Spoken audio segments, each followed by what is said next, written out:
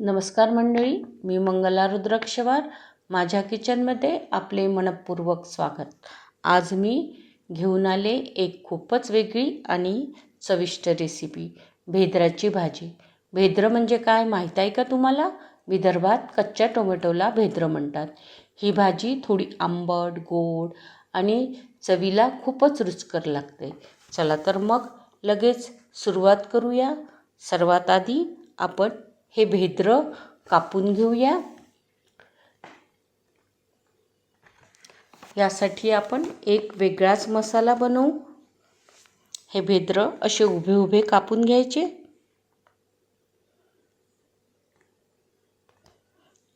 तुम्हाला जर बारीक बारीक फोडी पाहिजे असल्या तर तुम्ही तशा पण करू शकता, पण आज तुम्ही असे करून बघा. बघा, छान लागते चवीला. अशा प्रकारे कापून घेतले. एक भेद्र माझं लाल झालं होतं, ते पण आपण कापून घेऊ यामध्ये. आता यासाठी एक मस्त मसाला बनवला आहे. तुम्ही हा मसाला कोणत्याही भाजीला वापरू शकता. एकदम वेगळ्या चवीचा. धने, जिरं, कलोंजी, तीळ, ओवा, सोप थोडीशी, याची आपण भरड करून घेऊ. अशी भरड करून घेतली. कढईमध्ये एक पळी तेल घालून घेऊ. आता यामध्ये हा मसाला घालायचा. मसाला छान परतून घ्यायचा, कारण आपण यामध्ये सगळे जिन्नस कच्चेच वापरलेले आहे, त्यामुळे परतून घेणे जरुरीचे आहे. आता यामध्ये एक चमचा ठेचा घालून घेऊ.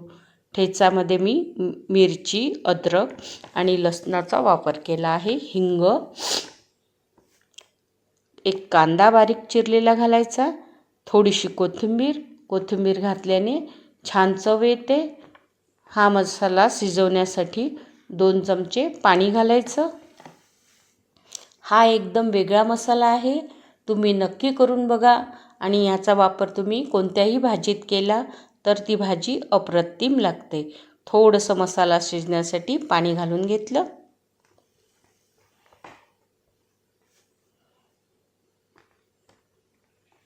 आता यामध्ये लाल तिखट आपल्या आवडीनुसार आणि चवीनुसार मीठ, हळद.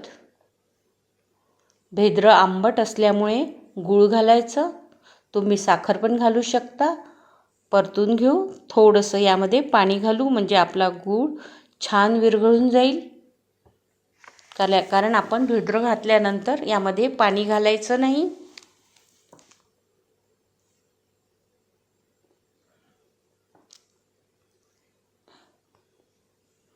छान आपला मसाला शिजलेला आहे. आता यामध्ये या भेद्राच्या फोडी घालून घ्यायच्या. परतून घेऊ आणि झाकण झाकून हे भेद्र शिजवून घ्यायचे. पाणी बिलकुल घालायचं नाही, कारण आपल्या भेद्राला पाणी सुटते. आंबट गोड चवीची ही भाजी चवीला अप्रतिम लागते. 5 मिनिटात भाजी तयार होते. मसाला बनवायला सुद्धा वेळ लागत नाही. आपली भाजी तयार आहे.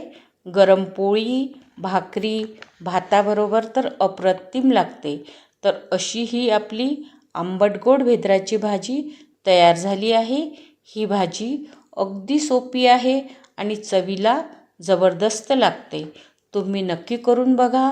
कशी झाली ते मला कमेंटमध्ये लिहा आणि व्हिडिओ आवडला असेल तर लाईक करा, शेअर करा आणि माझ्या किचनला सबस्क्राईब करायला विसरू नका.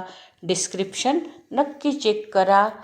आणि हो, एक सांगायचं विसरले बरं का, ही भाजी लोखंडाच्या किंवा ॲल्युमिनियमच्या भांड्यात बनवू नका, स्टीलच्या भांड्यात बनवा. छान भाजी आपली तयार झाली आहे. आपण एका भांड्यामध्ये काढून घेऊ. भात, भाजी, भाकरी कशाबरोबर सुद्धा ही